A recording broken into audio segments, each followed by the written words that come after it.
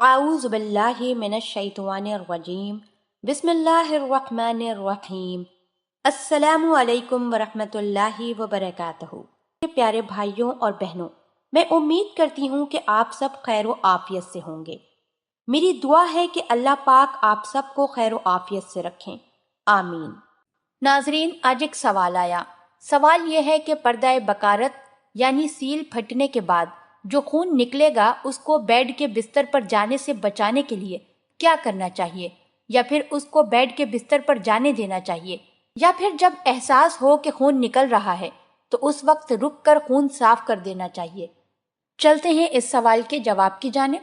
اس سوال کا جواب یہ ہے، آپ بیڈ پر پہلے سے ہی تھوڑی سی روئی یا ململ کا کپڑا بچھائیں تاکہ خون بیڈ کے بستر کو نہ لگ سکے۔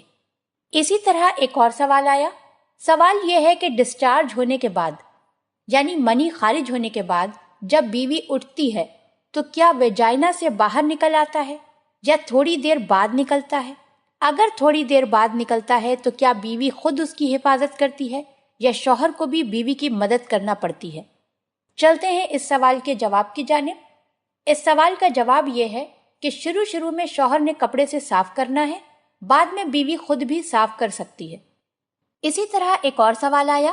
سوال یہ ہے کہ گرل فرینڈ اور فاحشہ عورت سے سیکس کرنے والے کیوں ناکام ہو جاتے ہیں، یا ایسی کیا بات مختلف ہوتی ہے جو انہیں ناکام کر دیتی ہے؟ عورت کے سارے جنسی حصے تو ایک جیسے ہوتے ہیں، پھر وہ ناکام کیوں؟ چلتے ہیں اس سوال کے جواب کی جانب۔ اس سوال کا جواب یہ ہے کہ گرل فرینڈ اور فاحشہ عورت حاضر خدمت ہوتی ہے اور سہاگ رات والی بیوی تابع ہوتی ہے۔ وہاں روشنی ہوتی ہے اور یہاں اندھیرا، وہاں پر پورا تعاون ہوتا ہے اور یہاں نہیں کی باتیں چل رہی ہوتی ہیں۔ یہ غلط فہمی ہوتی ہے کہ بیوی بھی گرل فرینڈ یا فاحشہ عورت کی طرح سیکس میں بڑھ چڑھ کر حصہ لے گی۔ باتوں کی اہمیت یہ ہے کہ اگر بیوی خوش ہو گئی تو شاید وہ بھی گرل فرینڈ کی طرح تعاون کرے، لیکن عام طور پر ایسا نہیں ہوتا اور اس قسم کے لوگ پہلی رات میں ناکام ہو جاتے ہیں کیونکہ وہ گرل فرینڈ یا فاحشہ عورت کی مدد سے سیکس کرنے کا تجربہ رکھتے ہیں، جبکہ سہاگ رات والی بیوی سیکس میں مدد نہیں کرتی۔